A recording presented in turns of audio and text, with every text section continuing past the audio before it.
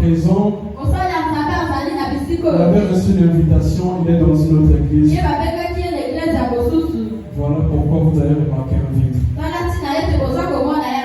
Bien aimé, notre thème de ce matin s'intitule Tout dépend de ton état, de ton âme. Tout dépend de ton âme. Je peux encore dire que non, tout dépend de l'état de ton âme. C'est ça notre thème de ce matin. Tout dépend de l'état de ton âme. Bien aimé, on nous avait parlé. On nous avait parlé du service qui pouvait être un frère pour nos vies. On nous parle du diable qui peut être un frère pour nos vies. On nous parle des sorciers. Mais ce matin, je te dis que ta vie, tout ce que tu cherches, ton élévation, ta bénédiction, dépend de l'état de ton âme. Dépend de l'état de ton âme. Je te dis une chose ce matin. C'est le spirituel. C'est le spirituel qui appelle le physique. Tant que le spirituel n'existe pas, le physique ne peut pas voir le jour. Par là, je veux dire que non, si tu ne vis pas la bénédiction, c'est parce que spirituellement, ta bénédiction n'est pas encore accordée. Ta bénédiction n'est pas encore accordée. Mais pour que ta bénédiction soit accordée spirituellement,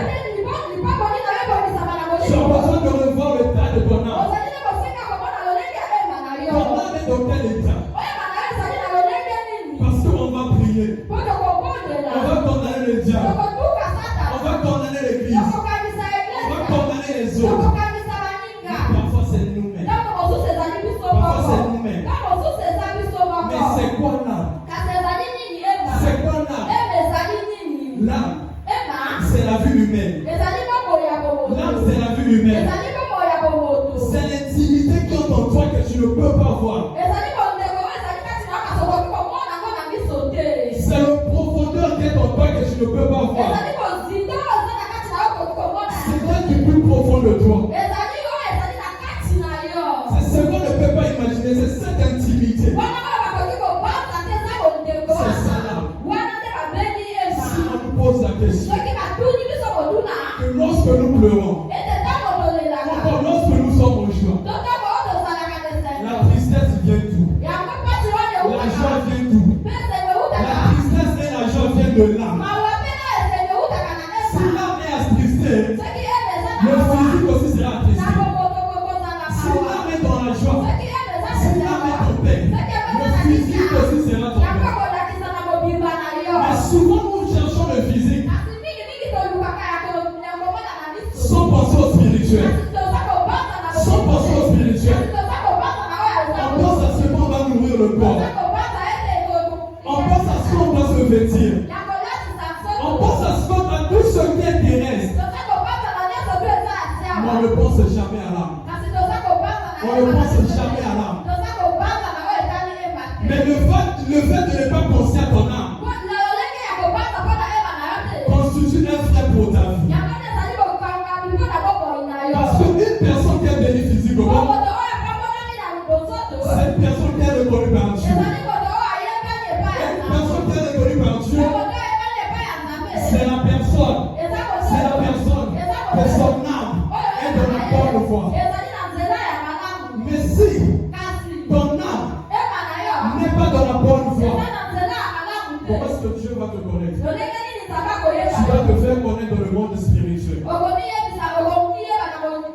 C'est pas ta beauté qui te fera connaître dans le monde spirituel. Mais c'est ton âme qui fera son que tu vas connaître dans le monde spirituel. Bien aimé, nous sommes chrétiens. Nous venons à l'église. Nous servons Dieu. Moi, ce qui me fait mal aujourd'hui, je vois, j'ai remarqué que les chrétiens chrétiens ne servent plus Dieu. Parce que Dieu est le sauveur de leurs âmes. Ils sont en train de servir Dieu parce que Dieu est donneur de solutions. Mais je te dis une chose. Dieu est sans donneur de solutions. Mais il donne la solution à la personne qui le cherche. Si tu ne le cherches pas, il ne te donnera pas la solution. Raison pour laquelle il a dit, si vous me cherchez, vous me trouverez. Si vous me cherchez de tout votre cœur. Maintenant, comment est-ce que tu cherches Dieu? On cherche Dieu en oubliant l'âme. En oubliant le salut. Non, bien-aimé. On ne doit pas servir Dieu pour le physique, pour le terrestre. Car la Bible nous dit que tout passera. Tout passera. Tout passera. Tout mourra. Mais ton âme ne mourra pas. Je te dis cette chose ce soir. Qu'on ne doit pas ignorer. Ton corps physique va mourir. Ton intelligence va disparaître. Tes maisons vont rester. Ton argent va rester. Mais ton âme ne mourra pas. Ton âme ne mourra pas. Mais ton âme a deux destinées. Ton âme a deux destinations. Soit ton âme ira en enfer, ou encore ton âme ira au paradis. Donc tu dois faire un choix. Soit entretenir ton âme, ou encore entretenir le terrestre. Mais lorsque tu entretiens le terrestre, prépare-toi à vivre l'enfer. Prépare-toi à vivre l'enfer. Pourquoi on oublie l'âme? Pourquoi on oublie l'âme? Je veux encore te rappeler que ta bénédiction, le mariage que tu cherches, l'emploi que tu cherches, ça dépend de ton âme. Ça dépend de l'état de l'avancement de ton âme. Nous allons nous lever pour lire un verset. Nous allons prendre Luc 9, le verset 59. Luc 9, le verset 56. Luc chapitre 9, le verset 56. Car le Fils de l'homme est venu, non pour perdre les âmes des hommes, mais pour les sauver. Et ils allèrent dans un autre bourg. Amen. Amen. Prenons place. Est-ce que tu peux acclamer pour la gloire de Dieu? Bien-aimé, la Bible nous dit, car le Fils de l'homme est venu, non pour perdre les âmes des hommes, mais pour les sauver. Mais pour les sauver. Jésus-Christ est venu pour sauver nos âmes. Il n'est pas venu pour perdre nos âmes. Qu'est-ce que je veux dire par là? Aujourd'hui, la plupart des chrétiens prennent Jésus-Christ pour être docteur, pour être donneur de solutions. Ils sont en train d'oublier ce que Jésus-Christ était venu faire ici. Il est venu pour sauver ton âme. Il est venu pour sauver ton âme. C'est pas pour rien qu'il a dit que vous êtes dans ce monde, mais vous n'êtes pas de ce monde. Vous êtes dans ce monde, mais vous n'êtes pas de ce monde. Cela signifie que on peut durer ici 120 ans, mais on passera. On passera. Nous ne sommes que du passage sur terre. Mais à quoi bon? À quoi bon? Passons le temps à chercher les choses terrestres. Dans les églises, les gens n'adorent plus Dieu. Dans les églises, les gens n'élèvent plus Dieu. Ils sont là juste en train de pleurer. Ils sont là juste en train de pleurer. Ils s'appellent la Nini Bala. La Nini Sala. Je veux te dire une chose. Si ton âme ne prospère pas, le mariage ne viendra pas. Parce que Dieu ne peut pas te donner un mariage qui perd ton âme. Il ne peut pas te donner l'emploi qui perd ton âme. Mais si tu donnes l'emploi, c'est parce qu'il veut que ton âme avance. Et il sait que lorsque son enfant peut te prospérer, à besoin des choses terrestres, et il va te le donner. Il va te le donner. Donc quel état est ton âme? Est-ce que ton âme avance? Est-ce que ton âme est prospère?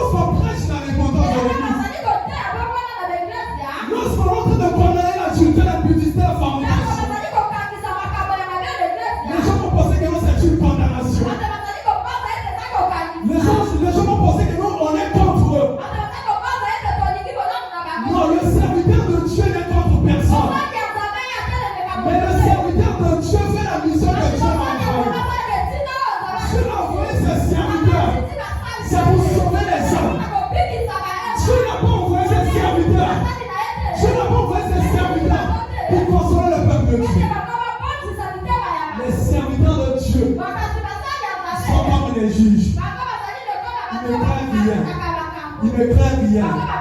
Tous ceux qui sont en train de dire, qui sont en train d'interpréter la parole de Dieu. Donc lorsqu'on nous parle, si on parle de l'impudicité, et que notre situation est impudique, je pense que l'homme de Dieu devise.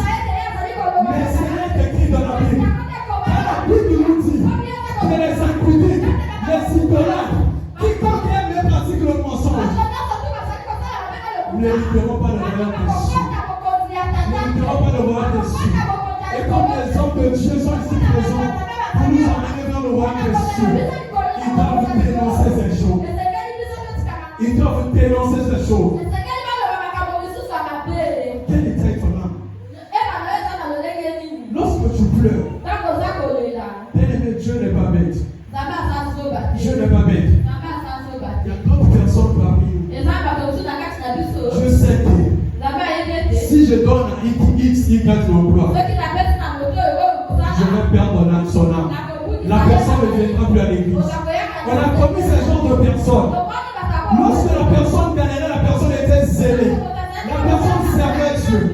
Mais quand la personne voit une lumière, la personne se loin de Dieu. C'est comme on fait que la Bible nous dit que Dieu sonde le cœur. Si ton mariage tarde, parce que Dieu connaît ton cœur. Si ton emploi tarde, c'est parce que Dieu connaît ton cœur. Mais analyse-toi. Analyse-toi. Analyse-toi. Et cherche Dieu. Et cherche Dieu. Nous ne cherchons pas Dieu. Nous ne pensons pas à nos âmes. Lorsque nous ne pensons pas à nos âmes, maintenant pour nous, c'est quoi le but de l'église? Pourquoi l'église existe? Bien aimé, l'église n'existe pas pour nous bénir. L'église n'existe pas pour nous délivrer. Et si l'église existe, la raison d'être de l'église, c'est nos âmes. C'est nos âmes. Ton âme est-elle sauvée? Ou ton âme est perdue? Bien-aimé, pour savoir que ton âme est sauvée, pour savoir que ton âme est sauvée, parfois tu n'as pas besoin de témoigner. Parfois tu n'as pas besoin de parler. Mais ceux qui sont autour de toi peuvent témoigner pour toi. Une âme qui est sauvée, une âme qui est sur la voie de l'éternel, on sait toujours. Il y a toujours cette différence entre les âmes sauvées et les âmes perdues.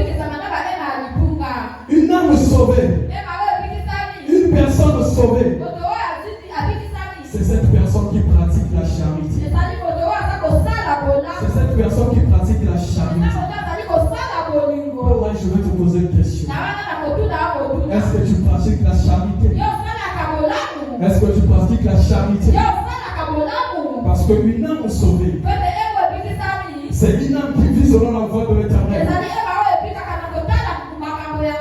Et celui qui vit selon la voie de l'éternel, c'est cette personne qui a l'amour en elle. C'est cette personne qui a la charité. Mais lorsque tu te vois, est-ce que tu as l'amour en toi? Est-ce que tu as l'amour en toi? Est-ce que tu manifestes les fruits de l'esprit? Bien aimé, la Bible nous dit que la charité est patiente. La charité ne s'hérite pas. La charité n'est pas envieuse. Mais lorsque je te vois, tu n'es pas envieux. Lorsque tu te vois, tu ne t'irrites pas. Lorsque tu te vois, tu ne mens pas. Lorsque tu te vois, tu n'es pas pudique. C'est ça. Pour savoir que ton âme est sauvée, tu as besoin de t'examiner. Tu as besoin de t'examiner. Tu as besoin de manifester l'amour autour de toi. Jésus-Christ nous avait dit le plus grand des commandements est basé sur l'amour. Est basé sur l'amour. Une personne a une âme sauvée. C'est une personne qui manifeste l'amour. La Bible nous dit, aime ton prochain comme toi-même. Tu aimes ton prochain comme toi-même. Tu aimes ton prochain comme toi-même. Qui peut dire que non, il aime son prochain plus que lui-même? Qui peut le dire? Tout un chacun a la réponse au fond. Au fond de lui, tout un chacun a sa réponse. Mais je vais te dire à toi, toi qui dis au fond de toi que tu aimes ton prochain plus que toi, pourquoi tu passes ton temps à critiquer les autres? Pourquoi tu passes ton temps à donner les faux témoignages aux autres? Pourquoi tu passes ton temps à s'aimer la division? Si tu fais ces choses, donc ton âme n'est pas encore sauvée. Une personne qui a une âme sauvée, c'est une personne qui vit dans la sanctification. L'âme sauvée, c'est l'âme qui vit dans la sanctification. Raison pour laquelle la Bible nous dit, dans 1 Thessaloniciens, le verset 4, le verset 3, que ce que Dieu veut, c'est notre sanctification. Ce que Dieu veut, c'est notre sanctification. Il a besoin de ta sanctification. Il a besoin de ta sanctification. Une âme sauvée, c'est une âme qui vit dans la sanctification. Et bien dans la sanctification n'est pas l'absence du péché. N'est pas l'absence du péché. On peut être sanctifié et commettre un péché. Mais lorsqu'on est sanctifié, le péché n'est pas ton ami. Le péché n'est pas ton quotidien. Mais le péché vient par accident. Si le péché est ton quotidien, donc tu ne vis pas dans la sanctification.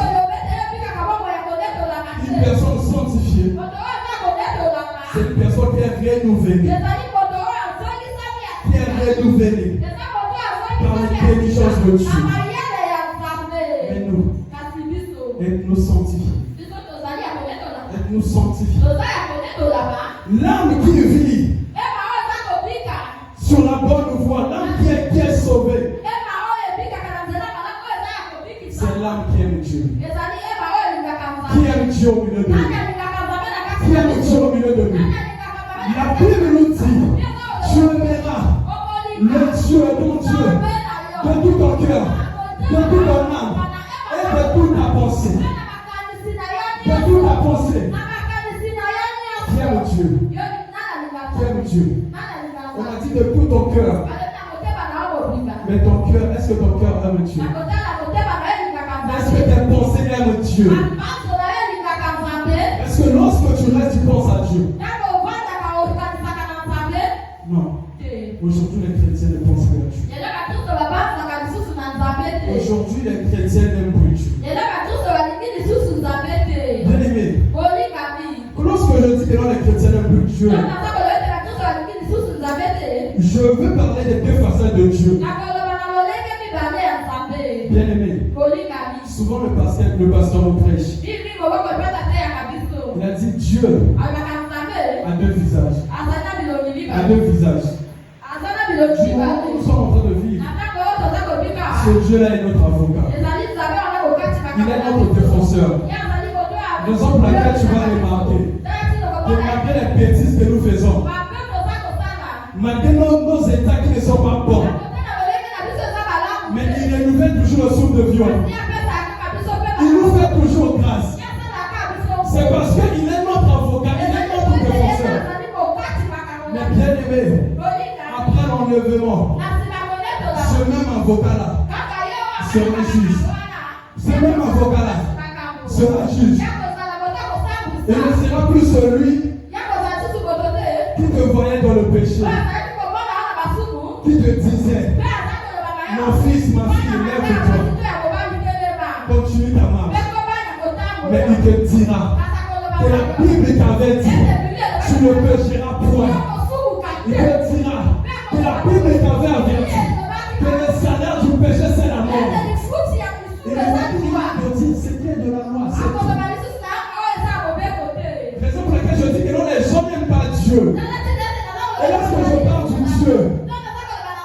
C'est le juste juge. C'est le juste juge. Mais nous n'aimons pas Dieu. Analyse ton âme. Analyse ton âme.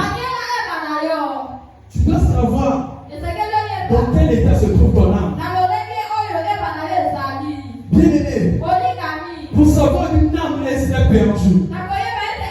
Une âme qui est perdue, c'est une âme qui vit dans le mensonge, dans la pudicité, dans les querelles, dans les églises. Il y a plusieurs âmes perdues. Dans les hommes de Dieu, il y a plusieurs âmes perdues. Parce que lorsque nous voyons ce que les hommes de Dieu font aujourd'hui, lorsqu'on voit leur prédication, leur marche, ils sont perdus. Ils sont perdus. Ils sont perdus.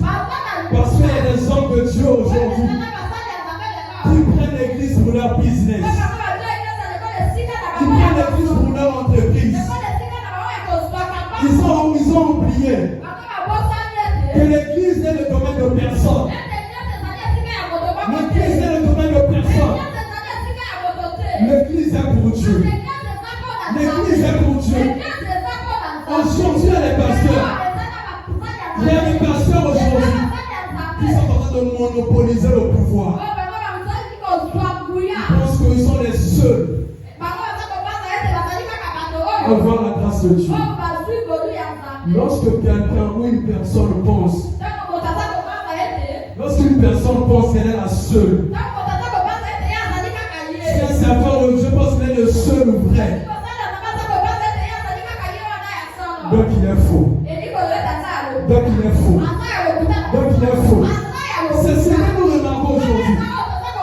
Les serviteurs de Dieu, aux âmes perdues, arrivent dans l'église. Au lieu de parler de la sanctification, ils viennent là pour nous raconter la vie courante. Ils viennent nous pour raconter leur vie. Ils viennent pour nous raconter leur vie. Et d'autres peuvent passer 1 heure du temps. Au lieu de prêcher au peuple de Dieu, ils sont en train de critiquer les autres pasteurs, de critiquer les autres églises. Bien aimé, je vais dire une chose. Que ça ne sert à rien pour un pasteur, un homme de Dieu, qui est devant son église, à critiquer les gens qui sont dans d'autres églises. Chaque église est comme une famille. Et les hommes de Dieu sont les pères de famille. Tu ne peux pas éduquer tes enfants par rapport aux enfants des autres. Si l'autre prêche à ses enfants les bêtises, toi tu ne vas pas prêcher à tes enfants les bêtises. Mais toi prêche à tes enfants ce que Dieu a promis pour eux, ce que Dieu a réservé pour eux. On va vous dire, au monde catholique, nous on n'a pas besoin de savoir ça. Nous on a besoin qu'on nous dise que Dieu a besoin de notre dépendance. Le peuple de Dieu veut savoir ce que Dieu attend d'eux. Qu'est-ce que Dieu attend de nous? Qu'est-ce que Dieu veut que nous puissions le donner? C'est notre sanctification. Pourquoi se mettre à critiquer les autres? Pourquoi se mettre à critiquer les églises? Si l'église de l'autre ne marche pas, toi conduis dans l'église selon ta grâce. On a voulu que tu nous fasses aller par ma vie. Comment on a monté la casa de la banane? Moi, on a parfois vu les accords avancés. Parfois, la vie de l'enfant du salon. Mais il y a des bandes, il va bon, il va y avoir comme ça pour changer. On ne va pas dire depuis que tu as commencé à faire. Oui, quelqu'un parle ma père pour le est-ce que ça va être une potion? Parce que pour ma si nous accélérons, on a d'abord à son terme, à son salaire. Parce que nous sommes à son camarade, on n'a pas parlé là. Ce n'est pas parce que tout le monde qui a fini les études ne travaille pas que tes enfants aussi doivent suivre. Tes enfants ne sont pas comme tout le monde. Tes enfants ne sont pas comme tout le monde. Tu ne dois pas éduquer conseiller tes enfants par rapport aux autres. Parce que tes enfants sont spéciaux. Les hommes de Dieu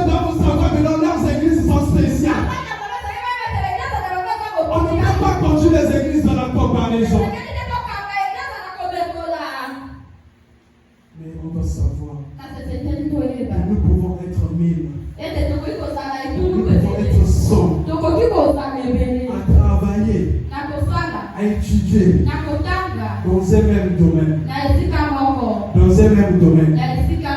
Mais les gens aux âmes sauvées,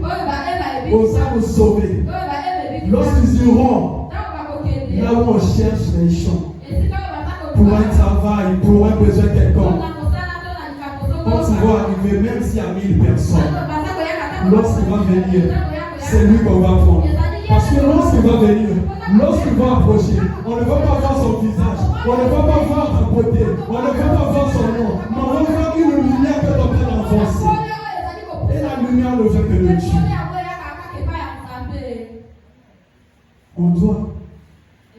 On doit chercher à sauver nos âmes.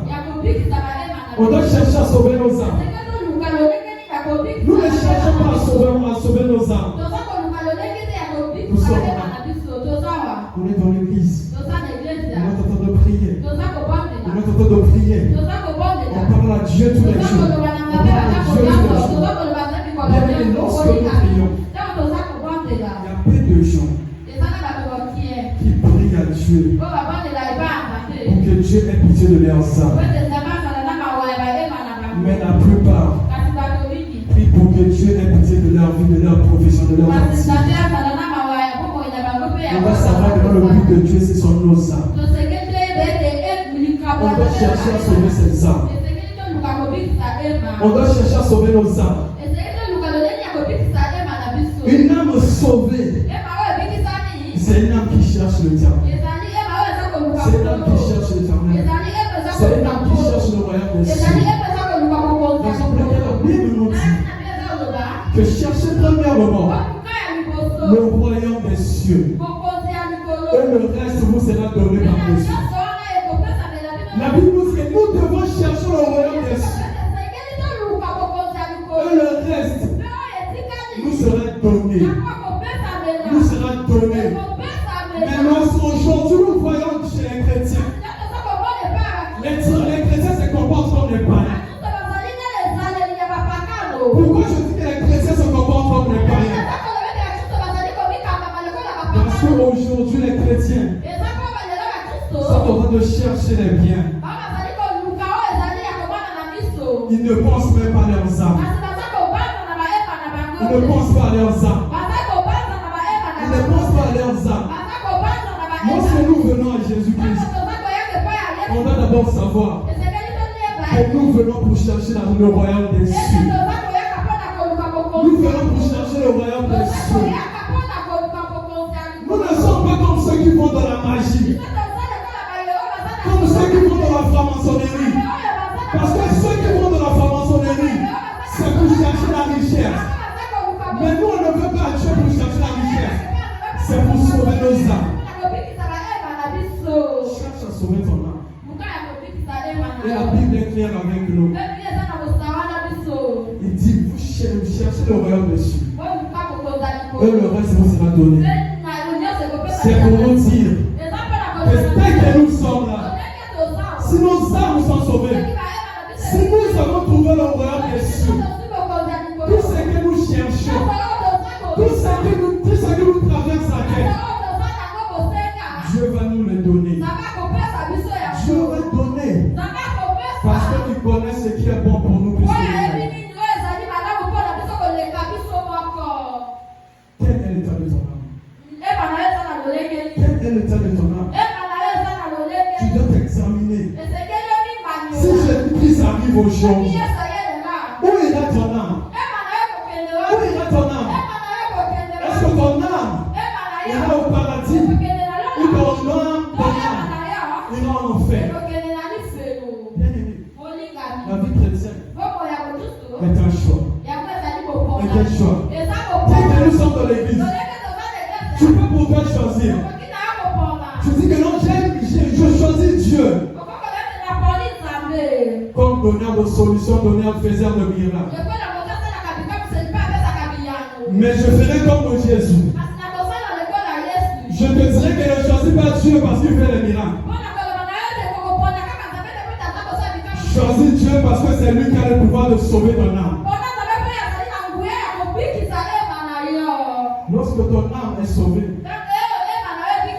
Lorsque ton âme prospère, ta vie aussi va prospérer. Ta vie aussi va avancer. Mais si l'âme n'avance pas, si l'âme n'avance pas, ça sera difficile pour que la vie terrestre, pour que le physique aille de l'avant. Aille de l'avant. Tu dois chercher à sauver ton âme. Et pour chercher à sauver ton âme, tu dois premièrement chercher à connaître qui est Jésus-Christ. À connaître qui est Jésus-Christ. Si tu sais que Jésus-Christ est celui qui est venu pour sauver ton âme, si tu sais que non, Jésus-Christ, c'est lui qui a la clé à ton salut, tu dois maintenant apprendre à l'écouter. Tu dois maintenant apprendre à l'écouter. Pour sauver ton âme, tu as besoin d'écouter l'Éternel. Tu as besoin d'écouter la parole de Dieu. Car c'est la parole de Dieu, c'est la parole de Dieu qui t'apportera la maturité. C'est la parole de Dieu qui fera naître en toi la foi. Car la Bible nous dit que la foi vient de ce qu'on entend et ce qu'on entend vient de la parole de Dieu. La parole de Dieu réside dans une âme sauvée. La parole de Dieu réside dans une âme sauvée. Et si cette parole est en toi, cette parole va créer la foi. Et s'il y a la foi en toi, c'est la foi qui va attirer les miracles. C'est la foi qui va attirer le mariage. C'est la foi qui va attirer l'emploi. Mais tant que tu n'as pas la foi en toi, c'est difficile. C'est difficile. Sauf par grâce. Tu dois apprendre à écouter. Non seulement écouter, tu dois apprendre à pratiquer la parole de Dieu. À pratiquer la parole de Dieu. Bien-aimé, dès que nous sommes dans l'assemblée, je peux dire que nous 99% des gens au milieu de nous connaissent la parole de Dieu. Que ce soit les jeunes, que ce soit les vieux ici présents, connaissent la parole de Dieu. Lorsque tu vas parler à une soeur, à un frère, tu vas voir que la personne connaît la parole de Dieu. Que la personne connaît la parole de Dieu. Nous connaissons la parole de Dieu. Mais il y a une chose qui nous manque, c'est mettre en pratique cette parole. La parole est invisible, mais la pratique doit matérialiser la parole. La parole que tu connais, la connaissance que tu connais, doit être vue par tes actes, doit être vue par ta conduite. Tu connais la parole de Dieu, mais tu dois la pratiquer. Tu dois la mettre en œuvre. Ça ne sert à rien de connaître la parole de Dieu. Raison pour laquelle tu vas voir, les chrétiens connaissent la parole de Dieu. Mais lorsque tu vas voir un chrétien, lorsqu'il va tomber, lorsqu'il est un peu perdu, essaie de le parler. Essaie de le parler. Si tu n'es pas fort, il va te dérouiller. Les chrétiens ont la connaissance de la parole de Dieu. Et lorsqu'ils sont dans le faux, ils savent comment manipuler la parole de Dieu à leur avantage. Ils savent comment déformer la parole de Dieu pour se prouver. Tout ça, c'est parce que la parole de Dieu était dans eux. Mais si cette parole était pratiquée, les chrétiens n'allaient pas se justifier de leur sang. Cherchons à pratiquer la parole de Dieu pour sauver nos âmes. Bien-aimé, ta vie dépend de ton âme. Dépend de ton âme. Ce matin, je vais te conseiller de chercher à sauver ton âme. Cherche à sauver ton âme. Cherche ton Dieu. Et lorsque tu le trouveras, tu vas voir ta vie que ta vie va avancer. Tu vas voir comment ta vie va avancer. Bien, nous allons lire dans Jean 3, donc 3 Jean le verset 2. Le frère René, 3 Jean le verset 2.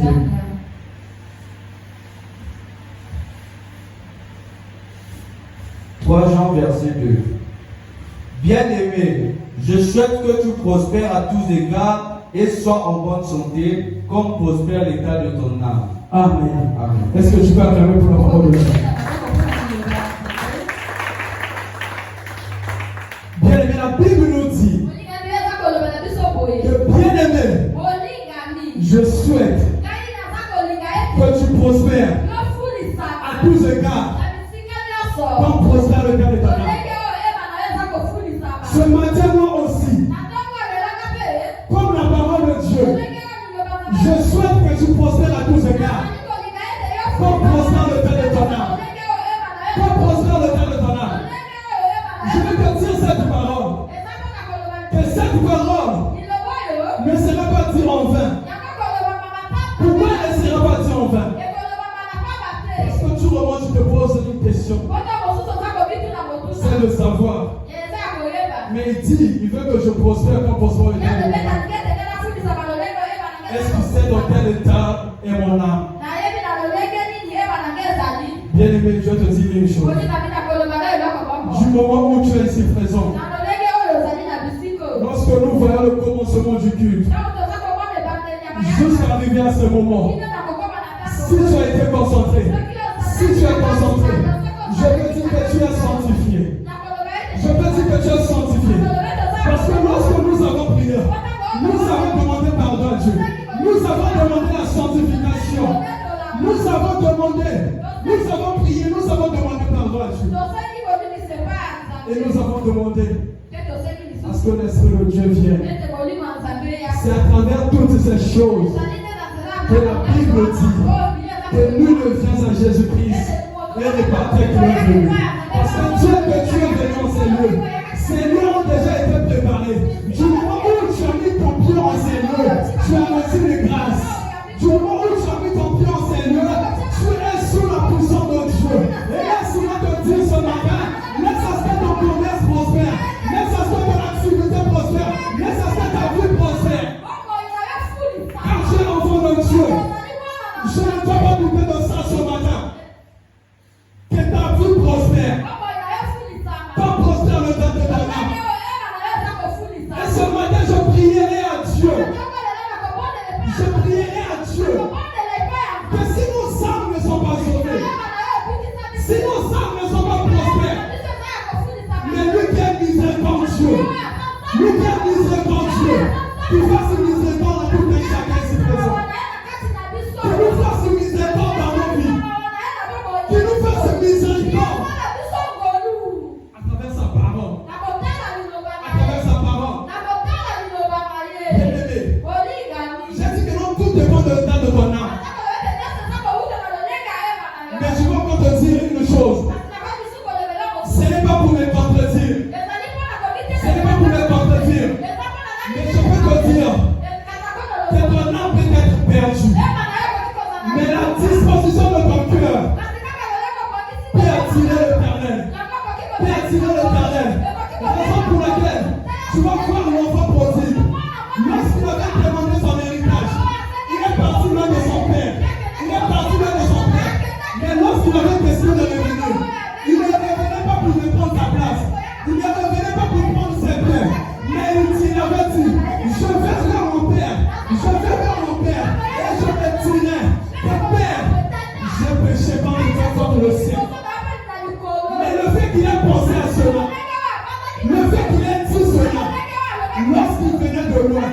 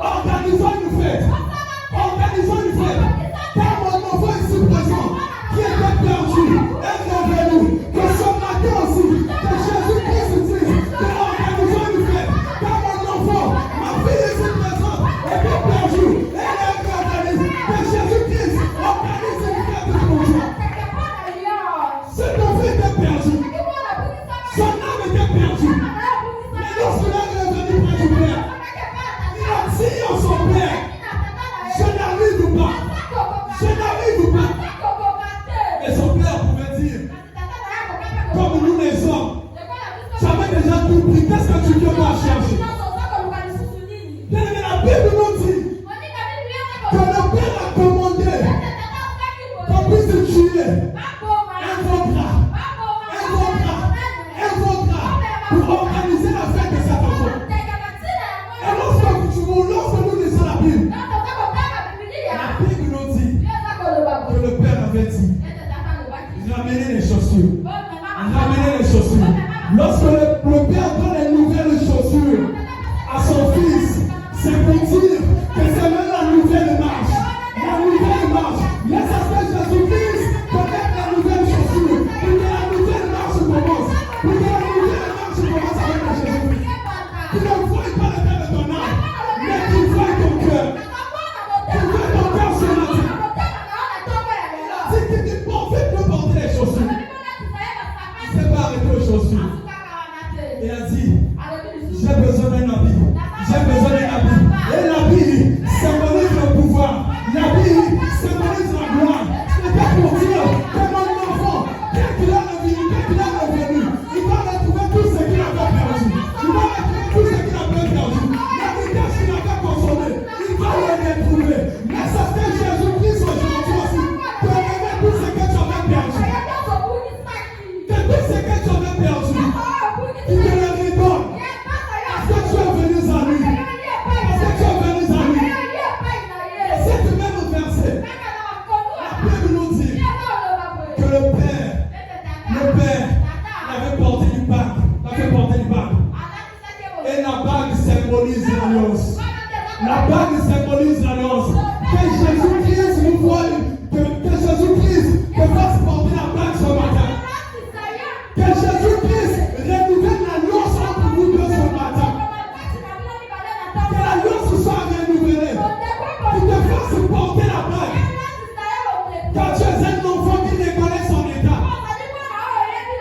Tu es un enfant qui tient son père. Que je ne suis pas digne, Père, je le sais. Oui, Père, je sais que je suis petit. Père, je sais que je suis ton père. Est-ce que c'est parce que j'ai péché que tu veux m'abandonner? Le Père n'abandonne pas son enfant parce que son enfant a péché. Le Père abandonne l'enfant qui va de loin de lui. Et l'enfant qui pêche et qui reconnaît ses péchés, le Père ne va pas l'abandonner. Le Père ne va pas t'abandonner. Que Dieu aussi se souvient de toi. Parce que tu es venu en Seigneur. Tu es venu en Seigneur. Tu n'as pas vu ce que tu traverses. Tu n'as pas vu la situation difficile. Il y a certains qui sont venus à pied. Il y a certains qui vont rentrer à pied. Que Dieu se souvient de tout et chacun pour son sacrifice. Que Dieu se souvient de tout et chacun pour son sacrifice. Et qu'il y a ça à travers cela. À travers cela. Qui nous accueille. Qui nous prenne dans ses mains. Qui nous prenne dans ses mains. Bien-aimé. Que la parole de Dieu soit ta force.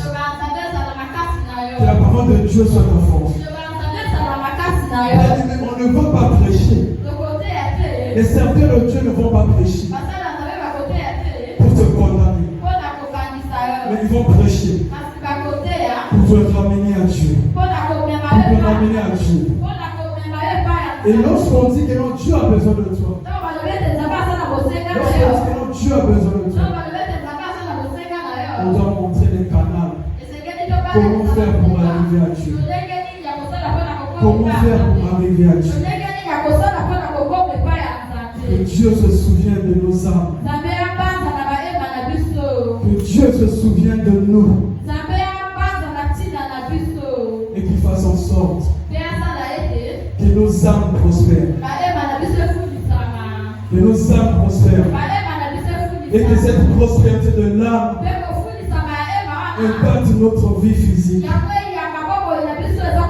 Que la prospérité de l'âme impacte notre vie physique. Dieu n'abandonne pas ses enfants.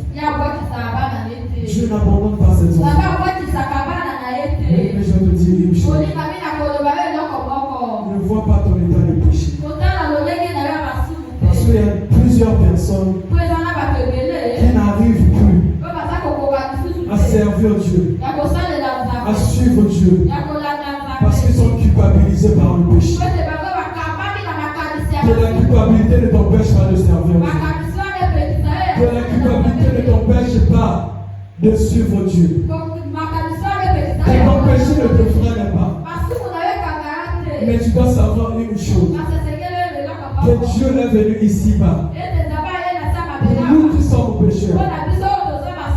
Si Dieu était venu ici-bas pour les gens qui sont dignes, les églises n'allaient pas exister.